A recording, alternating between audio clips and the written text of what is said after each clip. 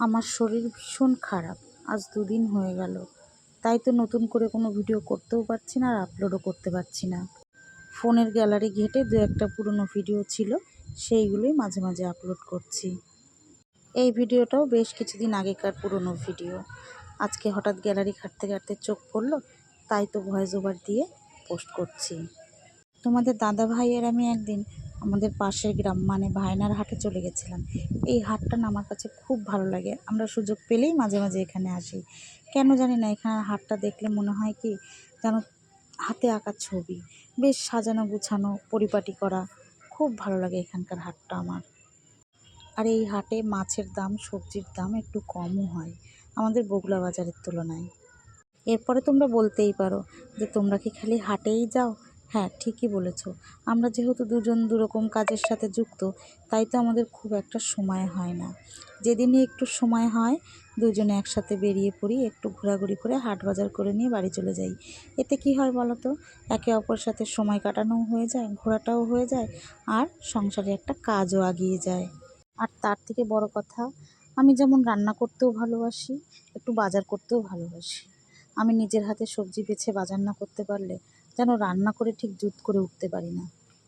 আর তোমাদের দাদারও অভ্যাস হয়ে গেছে, আমি বাড়ি থাকলেই চলো হাট করে আসি, চলো বাজারে যাই। ও যেন আমাকে ছাড়া বাজার করতে পারে না। এই তো হয়ে গেল আমাদের বাজার করা। আর কি, এবার তো বাড়ি ফিরে চলা।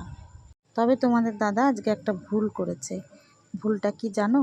আমাকে ঘুরতে নিয়ে এসেছে, আর আমি ঘুরতে বেরোলে একটু ফুচকা খেতে ভালোবাসি। খুব বেশি না, 10 টাকার খাওয়ালেই খুশি হয়ে যাই। কিন্তু তোমাদের দাদা আজকে আমাকে একবারও বলেনি ফুচকা খাওয়ার কথা। ওরও মনে ছিল না। পরে যখন আমরা পাড়ায় ঢুকে গেছি, পাড়ার মধ্যে একটা ফুচকার গাড়ি দেখে বলছে, ফুচকা খাবে? তখন আমিও রাগ করে বলেছি, না, তুমি তো আজকে বাজার থেকে ফুচকা খাওয়ালে না আমাকে। ওর মনে ছিল না, ও বলেনি। আর আমার রাগ হয়েছিল, আমি খাইনি। ব্যাস বাড়িতে এসে দেখি মা 2 রকমের আটা ছেনে রেখেছে। একটা হচ্ছে চালের গুঁড়োর আটা আর একটা এমনি আটা। কারণ চালের আটার রুটি সবাই পছন্দ করে না। আর এই যে বাজার থেকে আনা হয়েছে মাংস, তোমাদের দাদাকে বললাম একটু আমাকে কেটে ধুয়ে দিয়ে যাও, তাহলে রান্না করতে আমার সুবিধা হবে। কিন্তু এটা করে, মাংস টাংস আনলে ও বেশ কেটে ধুয়ে পরিষ্কার করে দিয়ে যায়। সব সময় করে না, মাঝে মাঝে সময় থাকলে।